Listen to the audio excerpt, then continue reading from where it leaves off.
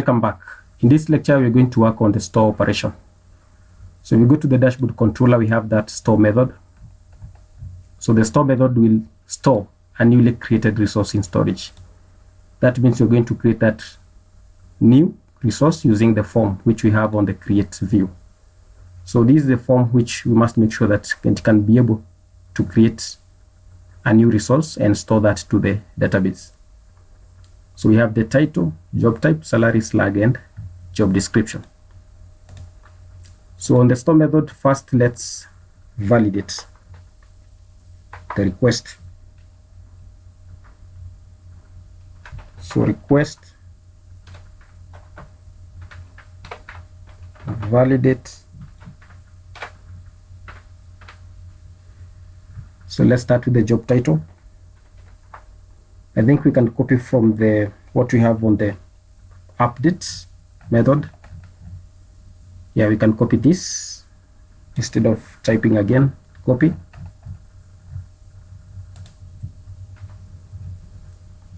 So we're going to modify a bit. Slug, because we're creating a new resource, we must make sure that we're getting only that data which does not exist on the database. So you're going to add a new validation rule on the slug.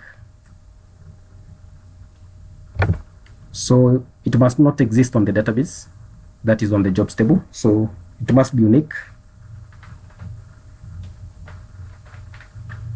Another validation rule we are going to add is on the salary. It must be a numeric. So add another validation rule by separating that with this pipe operator. So numeric. And also for the job description, we should not have it as maximum. We should use minimum. So the minimum value is 250. And also required. So separate those two validation rules with that pipe operator. So with that, we need also to fix on the update method. So let's go to the update. So here it must be, this is a required field.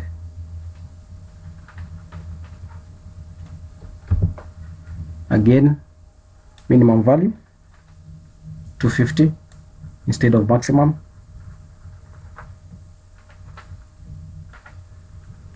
Salary, also add another validation rule, numeric. So for the slug, we don't need to, it will be generated automatically. So let's go back to the store. So once we are done, then we can now save that to the database. So request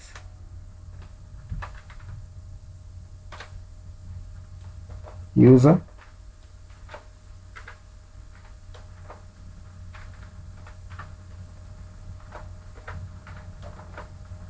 create all.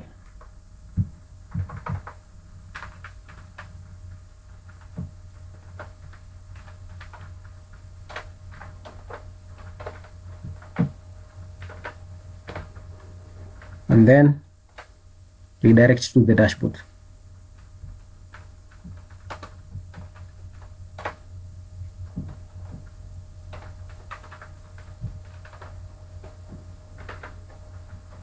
With the session message, with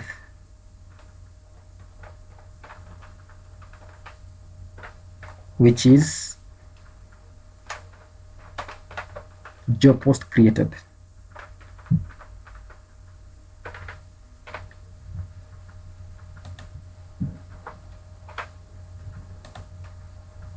Save. So something else, let's go to the create view where we have this form. We need to fix the route. So earlier we had only added this. That one was temporary. So let's fix that by adding that route, because this form will be posting to dashboard.store on this method called store, because you're creating a new resource. Next, add the CSRF token field. CSRF.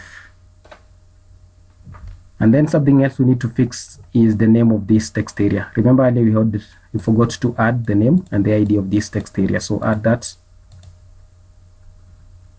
So that one is very important. Job description. Also, let's fix on the edit view where we have the form for editing a specified resource. So the name of the text area and the ID is job again, job description. Save. So now we can check from the browser and see whether our form will be able to submit. So the title, this is a new job post title, and then job type, full-time, salary, slug. Remember the slug should be generated automatically from the title, so we're going to fix that later. So I'm just going to add this slug manually by separating with that dash, but it should be done automatically from the job title. So and then, so we're going to only have these characters. Remember, we have validation rule which has, we must make sure it's minimum of 250. So let's see whether it will be able to validate.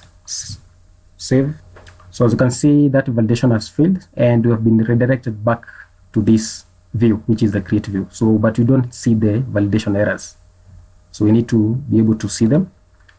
So that is because we don't have any code to validate that. So we're going to copy what we have on the index view.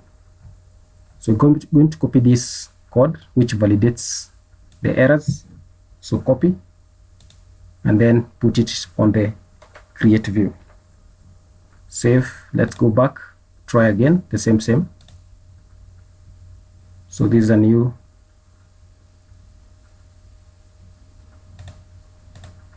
full-time salary. So we're going to put a text.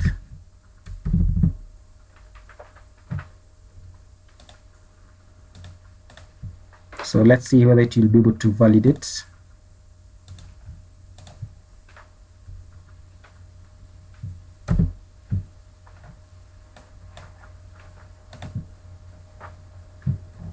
Save. So as you can see, the slug has already been taken. The salary must be a number. Job description must be at least 250 characters. So validation rule is working.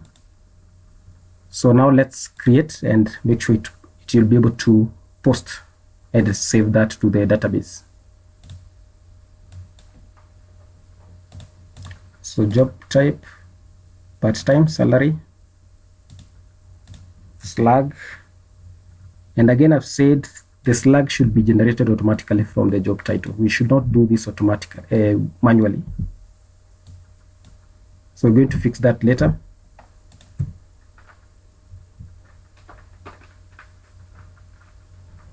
So I think those are more than 250. So save. And as you can see, success, job post created.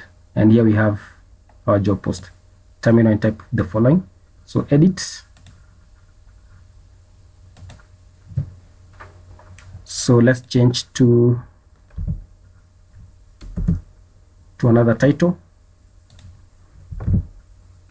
This is a new terminal and type the following. Save. So as you can see, job post updated successfully, and here we have it. This is a new terminal and type the following. So delete, everything is working fine. So in the next lecture, we're going to fix a few things like how to generate that slug automatically.